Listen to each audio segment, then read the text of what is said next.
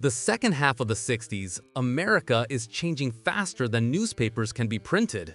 On the streets, you can still hear the roar of big, naturally aspirated engines, but beneath the surface, a new reality is already forming. Insurance companies are tightening regulations, lawmakers are discussing environmental issues, corporations are becoming cautious. But in 1967, no one yet knows that the golden era of muscle cars is reaching its peak. The first generations of the Pontiac GTO witnessed the birth of a new culture, but ahead lies its rise. The years when factories seemed to compete with each other, who would make wider fenders, a meaner front end, more torque, louder sound, and it is in this whirlwind of power and boldness that the second generation GTO appears, a car that not only continued the tradition of the first GTO, but doubled down on visual aggression and technical maturity. People were saying, Pontiac won't be able to surprise anyone anymore. That's it. GTO has already said everything it could. And in 1968, Pontiac responds in a way that leaves everyone speechless.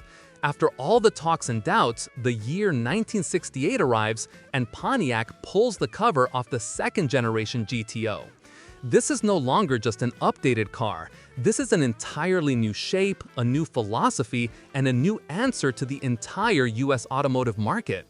Lower, wider, visually stronger, and more aggressive, the GTO looks as if it shed its old skin and grew into a muscular predator that has come out to hunt. The body received the very contours that became a symbol of the late 60s, the pronounced Coke bottle shape. A narrow waist, flared rear arches, massive sides that seemed to hint at the strength hidden within. This was no evolution of the old design, it was a rebirth. The car looked as if it was created either to launch off a traffic light or to sit under the neon signs of late-night gas stations, wide, confident, with aggression expressed in everything. But the most important thing was what lay beneath, the new platform. The updated A-body gave the GTO a rigidity the first generation simply did not have. The car became tighter, more composed. The center of gravity dropped, the handling improved. Now it was not a charged Tempest, but a full-fledged muscle car created from the ground up. Pontiac moved from a street experiment to a mature, confidently engineered product. The 389 engine that was the heart of the first generation goes into history. Its place is taken by a new 400 cubic inch V8, an engine that breathed deeper, pulled harder, and had much more potential. It was offered in several power versions, from the base one to high-performance Ram Air setups. Particular respect was earned by the Ram Air 2 and Ram Air 4, which appeared a bit later, with improved heads and aggressive camshafts. These were no longer simply street engines, but true fighters built for those who really understood what power was. Pontiac did everything to make the new GTO feel modern. It responded instantly to the gas pedal, a short dip, and the whole mass of the car surged forward. Acceleration didn't just become faster, it became more dramatic. Even at idle, the engine worked with such a heavy, saturated sound, as if warning everyone around, don't get too close unless you're ready. But the real highlight of 1968 was the hidden headlights. They created an effect that at the time felt almost magical. In daylight, the front fascia looked solid and smooth. But once the lights were turned on, the panels lifted, revealing the round headlights, as if a beast was opening its eyes before a leap. It wasn't just a design trick, it was character, a gesture people remembered instantly. Inside, the GTO also became tougher and more mature. The gauges were slightly angled toward the driver. The steering wheel became smaller, the seats deeper. Inside, it felt like the car was built not as a reworked family sedan, but as a sports coupe with a strong, masculine personality. Even the press, which often criticized American cars for interior minimalism, noted that this interior speaks of speed. On American roads, the second-generation GTO appeared more and more often. People recognized it by its wide silhouette and exhaust sound. The car became popular not only among the youth, but also among older buyers who wanted to combine power with comfort. Pontiac succeeded in making the GTO perceived not as an experiment, but as a full-fledged part of the American automotive landscape. 1968 also became the year when competition reached a new boiling point. Mustang was strengthening its position, Chevelle was reaching a new level of power, Oldsmobile and Buick were gradually waking up. But when people talked about muscle cars, the GTO still remained among the first names. Pontiac kept its identity. It didn't become a victim of its own success. It took a step forward and the market supported it. But the most interesting thing was happening behind the scenes. Already in 1968, inside Pontiac, discussions began about a version that was supposed to be louder, brighter, bolder. A car meant not only to be fast, but provocative. A model meant to answer the rising trend.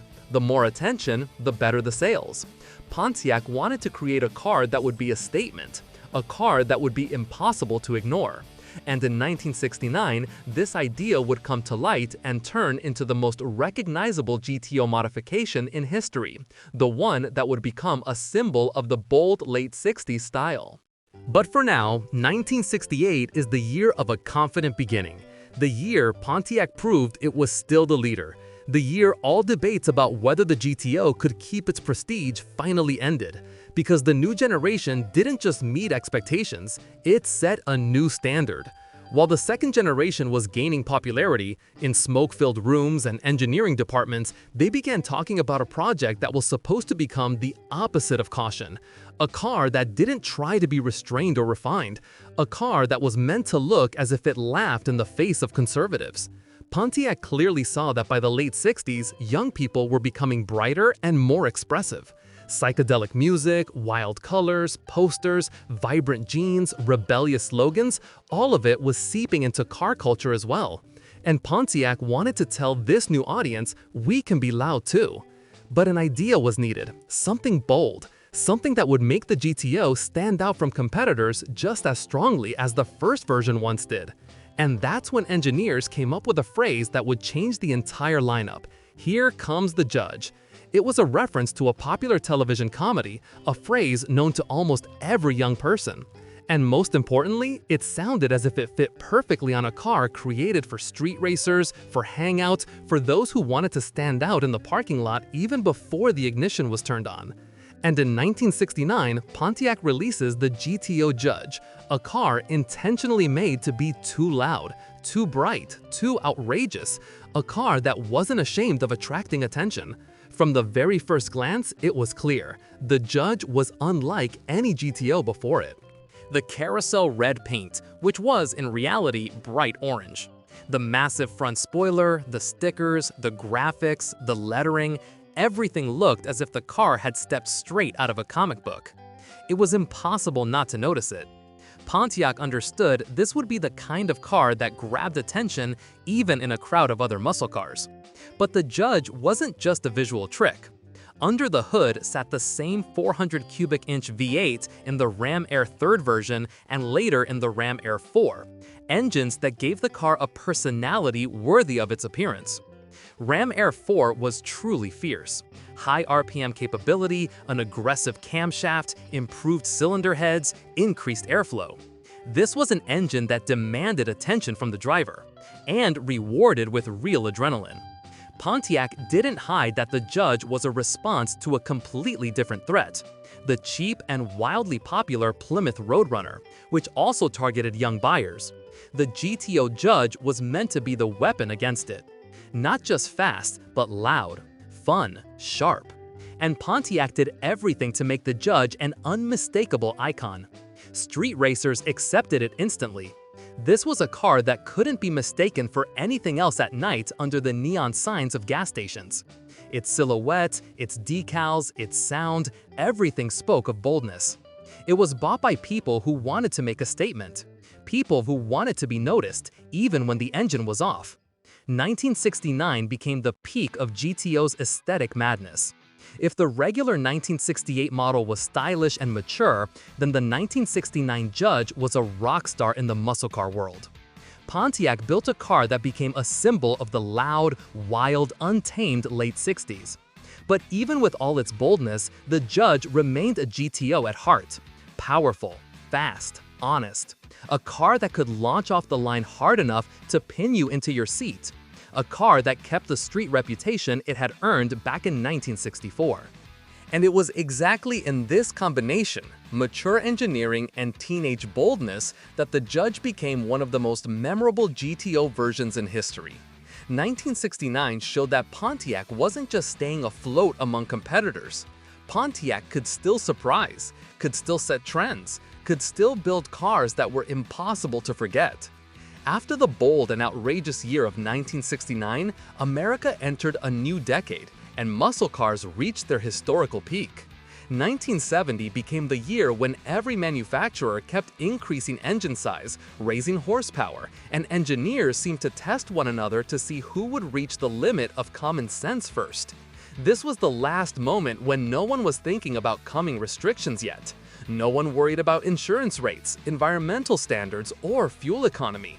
In 1970, the American auto industry was like a young predator at the top of the food chain, strong, confident, and absolutely fearless. Pontiac understood if they wanted to keep their leadership, they had to give people what they wanted: even more power, even more torque, even more wildness under the hood. And in 1970, the GTO changes again. The exterior becomes heavier, more massive, more muscular. The grille splits into two sections. The lines become straighter and bulkier, as if the car had grown new muscles. Endura bumpers with integrated shapes appear, and painted in body color, they looked unusually modern for the time.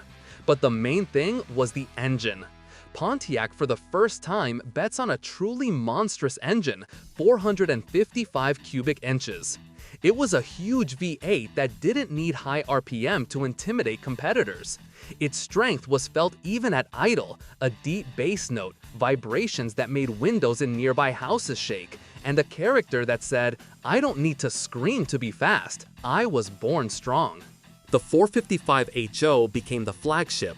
It was not built for racers, but for people who understood real torque. This engine delivered so much low-end pull that it felt as if the car could move a house if someone allowed it. Interestingly, on paper, the 455 didn't always look impressive. The official horsepower numbers were underrated. But these numbers were an illusion. The real sensations were completely different. This car pulled so hard that the driver had to physically hold themselves in the seat. Acceleration wasn't sharp like on high-revving engines. It was heavy, dense, like a hammer strike. And this was exactly the type of power people loved on the streets, when you didn't need to wind up the engine to feel the beast. In 1970, the GTO still held strong positions. The Judge returned in an updated form, and the version with the Ram Air 4 became one of the most desirable among collectors today, precisely because of its rarity and wild engineering. Competitors were also getting stronger. Chevelle came out with the legendary 454 LS6. Oldsmobile and Buick delivered incredible torque. Mokar offered the Hemi. But Pontiac still stayed in the conversation. The GTO wasn't just a car, it was part of culture, part of the streets, part of a lifestyle. And 1970 became that moment when everything was still possible, when there were no limitations, when America lived as if the peak of horsepower would never end. It was the year engineers could let their imagination run free, the year muscle cars lived at their highest point, the year the GTO became exactly what street racers dreamed of: heavy, mean, muscular, and honest. But inside the industry, the first cold winds were already being felt. Insurance companies were raising rates for powerful cars. The government was increasingly discussing environmental standards. Fuel prices were slowly rising, and manufacturers understood soon they would have to slow down. But in 1970, no one wanted to think about the future. Everyone had just one question: how far can we go? And the 1970 Pontiac GTO gave the most honest answer: as far as the metal under the hood will allow. But no matter how confident 1970 felt, something uneasy was already in the air, as if the music became slightly quieter and the roar of exhausts slightly muted. American car culture still lived at full volume, but the first laws, new rules, and bureaucratic decisions were already preparing the ground for changes. Until then, muscle cars had grown in power almost without limits. Each new season meant more displacement, more aggressive camshafts, angrier carburetors. But the downfall didn't come from one big event. The era was slowly eaten away by small but consistent blows. 1971 became the first alarm bell. New emission standards required manufacturers to reduce nitrogen oxide emissions, which meant lowering compression ratios. In those iron giants that just a year earlier were shredding tires and lifting their front ends, compression had to be reduced, ignition softened, engines made cleaner and gentler. Pontiac, like everyone else, couldn't ignore the rules. The 400 V8 softened. The 455 also lost part of its character.